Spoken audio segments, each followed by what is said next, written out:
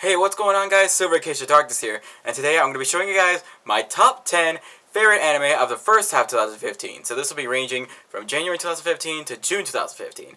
Those that range from July 2015 to December 2015, or more namely the second half 2015, we'll wait for another episode. We'll wait for another future video, hopefully not long after this one. So without further ado, let's get right to the list.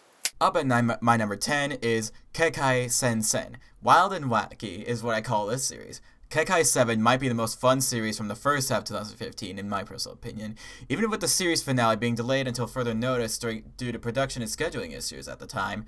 It really shouldn't stop you from missing out on this gem. This series just pretty much really gives me a laugh whenever I get from time to time, especially nowadays too, whenever I rewatch it too. At my number 9 slot is it wrong to try and pick up girls in a dungeon, or just short for Danmachi? In Auraria, fearless adventurers band together in search for fame and fortune within monstrous underground labyrinth known as Dungeon.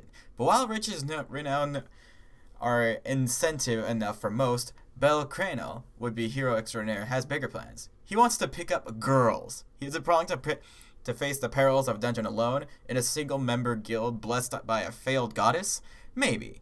Is it wrong to dream of playing hero to hapless maidens in dungeon? Maybe not. After one misguided adventure, Belle quickly discovers that anything can happen in the labyrinth, even in chance encounters with beautiful women. The only problem? He's the one who winds up the damsel in distress. At my number 8 is Hibike Euphonium, or Sound Euphonium. At first glance, you'd probably think that Hibike Euphonium looks a lot like K-On!, but a marching band edition. But for those of you who aren't a big fan of K-On!, you're probably glad to be wrong.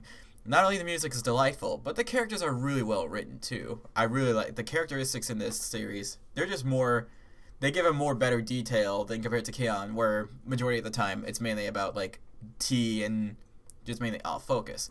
This is a music series that's literally more than just moe. At my number 7 is Shira Blanco. First off, let me tell you guys, how do you sell an anime about making anime? By making it have a great story and characters. At its core, Shira Blanco is a comedy drama, but for many 20-somethings, this series is one of the most relatable shows around. Whether you're struggling to break into the animation industry or looking for your first job, this is a series that will hit home while making you laugh. I'll be honest, this series kind of relates to portions of my high school life and portions of my college life too. So, it's pretty interesting to me. At my number 6 is Death Parade. I only have one word to describe Death Parade. One word, and that word is unique. Before souls can move on, they must face judgment. It's a simple setup, but each episode packs enough twists and emotional pull to keep the series from feeling pretty repetitive compared to other related media that are like Death Parade. But also, the intro is really catchy too. But then again, aren't a lot of intros catchy nowadays? Anyways, but plus, during the time I was watching this series, it mainly just kept me going, just kept watching it throughout every week. Most of the time I would just wait for the anime, but this one I would just watch it every time it comes on. At my number 5 is Parasite the Maxim. Many people were surprised that a manga that began all the way back in 1988, so about 27 years ago, would be adapted to an anime, while the character designs and world were updated to fit in with the contemporary and modern times. The story is still pretty intact, which, in my opinion, is very great. While you throw in some nice action scenes and just pretty much all around just amazing content to give, Parasite is perfect for both newcomers and longtime anime fans. Plus, for those that don't know about, and if you're a fan of the English dub, it is also running on Toonami. I'm not sponsored by Toonami, I'm just a fan of their works. But yeah, there you go. At my number 4 is Drori X2 Show. It took 5 long years for Drori to return, but it was well worth the wait, in my opinion. Season 2 is split into 3 parts, Drori X2 Show, 10, and Kets, each with a different theme, all relating to the entire grand scheme, which is all the big concentration within Season 2. At my number 3 is JoJo's Bizarre Adventure, Stardust Crusaders Egypt Arc. The entire Stardust Crusaders chapter spans 48 episodes of adventure, all the crap-ton fabulous posing, and of course the emotions as well. Don't let the first 30 or so episodes trick you into thinking this is a typical shonen series. But believe me, some of you, if not a lot of you, or all of you, will shed tears by the journey's end. At my number 2 is Assassination Classroom. Probably some of you guys that probably know me in real life or have been on my channel for a while are probably thinking, why isn't Assassination Classroom number 1? Shouldn't it be at number 1? Well, first off, I know where you're going for this, but it does have its flaws, and but I'll get to those in just a little bit. But for Assassination Classroom, it's funny and quirky, and those are the words I tend to describe Assassination Classroom. The basic rundown is that a class of high schoolers must kill their teacher in a year, or he'll destroy the Earth. The comedy is fast-paced, and the animation is really top-notch, which sets the series above most other shonens that have came out during the first half of 2015. But it's a great anime, but there are some flaws to it. Like, Konosensei's powers don't really tend to make much sense sometimes. And secondly, there tends to be off focus sometimes, and it just has those moments that it's just like, why is this even there? You know?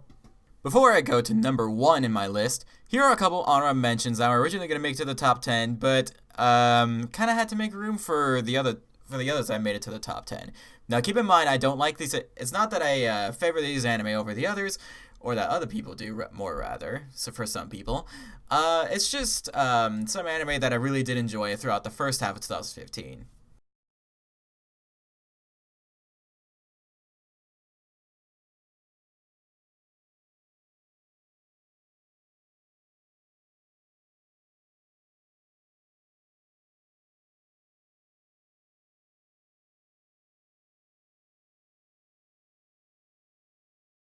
And finally, my number 1 is Fate Stay Night Unlimited Blade Works.